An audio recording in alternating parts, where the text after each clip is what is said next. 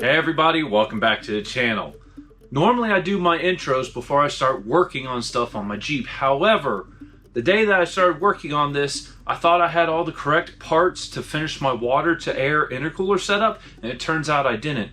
However, it was kind of a good thing because I realized it was the perfect time to tackle the squealing I've been hearing from my serpentine belt system at idle and low RPM. So that is what you're about to see. So enjoy.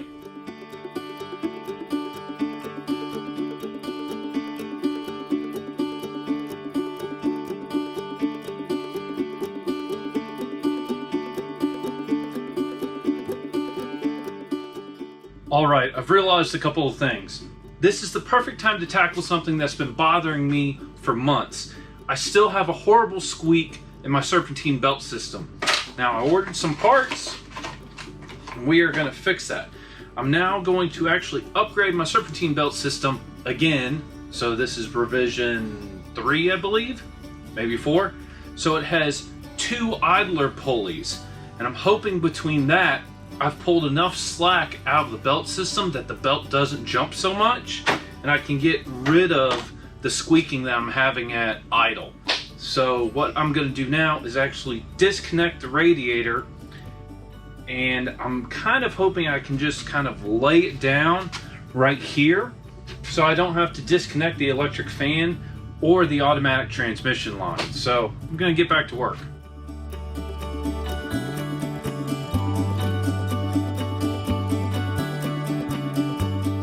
Here's where all my belt problems are right now. When this motor is turned on, this right here jumps a lot. This jumps a little bit, but not nearly as bad as this. This actually has a lot of deflection. So, my current thought process is, I have these 2 idler bearings. You notice how much smaller it is than these current ones? I was thinking about mounting this one as low as I can over here, so the belt would come up around the crank, go around the idler, back around the water pump, and the way the alternator and the power steering pump are wrapped around this idler, that would be happening over here. So you're going to have 2 kind of very close together idler pulleys, but my theory is by adding that second idler pulley, I am going to have to get a new serpentine belt because this one's going to be way too short. But it should get rid of all the deflection, which I honestly believe is causing the squealing I'm hearing at idle and low RPM. So now that I have a plan, I'm gonna loosen the alternator, remove the serpentine belt, remove this idler, and see if I can go ahead and bolt up one of the smaller idlers here to see the kind of room I'm having to work with.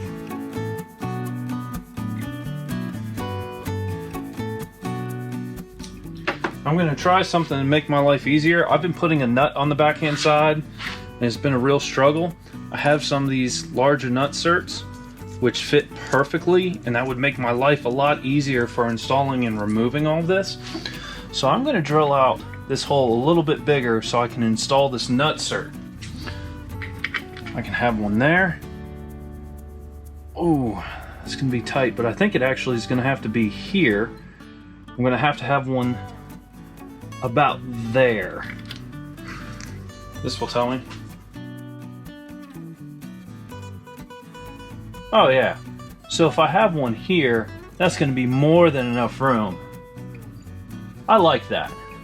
I actually really like that. That's going to give plenty of room for everything, and it's going to be a very tight wrap.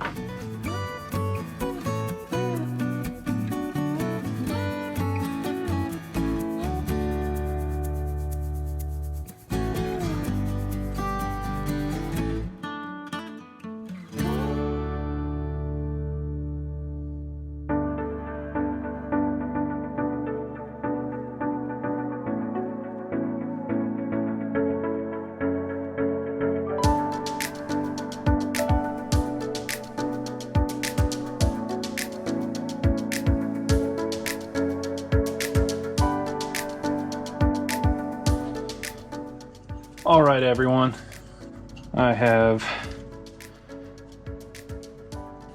added my 2 new idler pulleys. I'm glad I got the smallest size I did. I think it's the only way that it fits. Notice how now the belts wrap really tight around every single pulley. If I have deflection now, it's going to be on this belt or this belt, but I really doubt it.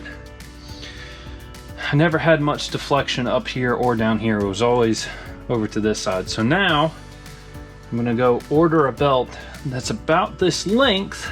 Yeah, but I think this is going to work.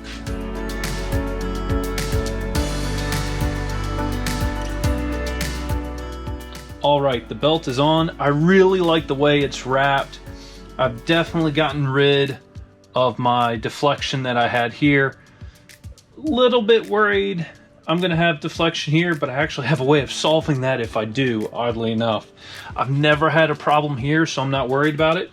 I've unhooked the fuel shutoff solenoid, so there is no way this engine will start because there's no way it's getting fuel from the injection pump. What I'm going to do real quick is turn the engine over and see how the belt does. I think I'm going to have to take it off and actually put another washer behind here. I didn't do it because I didn't think I needed to, but more than likely I do. So I'm going to just spin the engine over real quick. That tried coming off real fast. Okay, back to work.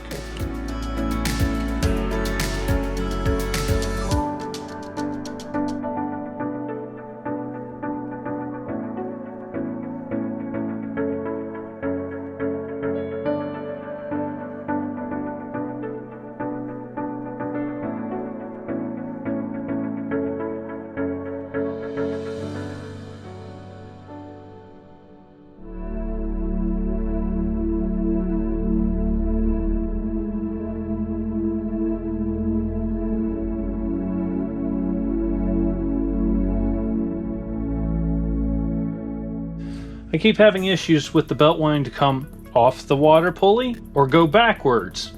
I tried making it go backwards again, and that's when I discovered my power steering pump was loose. I mean, literally, you couldn't really see it on camera, but I mean, I could turn this a couple of degrees.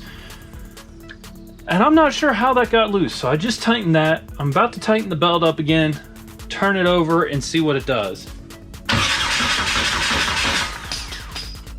I'm going to try something very radical. I'm not going to show all these attempts, but basically I'm fighting the belt trying to come forward ever so slightly on my water pump. Everything else is staying aligned. So I'm going to take the water pump off. I'm going to put one washer on each bolt to pull the water pump out ever so slightly to see if that fixes it. All right, that was a fail. I forgot to turn on time lapse. All I did was pull the water pump pulley. And I just remembered it has this little groove inside here. So I'm going to put one washer there. So I'll pull the whole assembly out. We're going to bolt it back up with it out ever so slightly and see how everything works and lines up.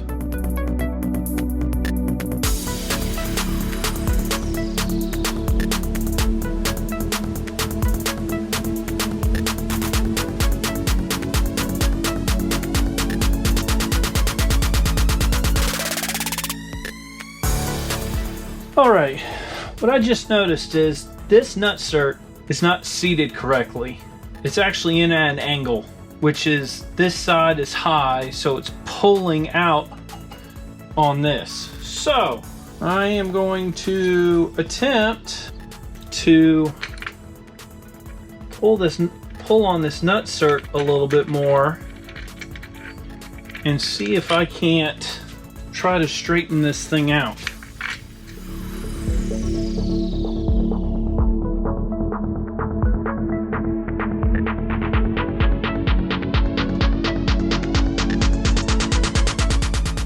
Alright, I am almost positive the nutsert here not being tightened correctly and it being crooked like that with this having a high side was pulling the belt off the water pump pulley. I'm almost positive of it. And the reason it was doing the water pump pulley and not the crank pulley is one, the crank pulley has a much larger shoulder, but also I am much closer to the water pump pulley, so that's where it was putting all the strain.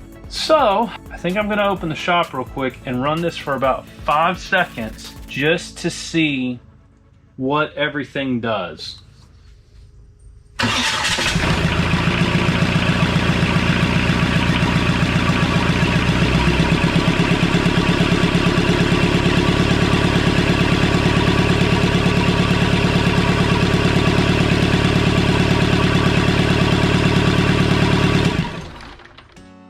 All right, everybody, that is all that I'm doing this evening.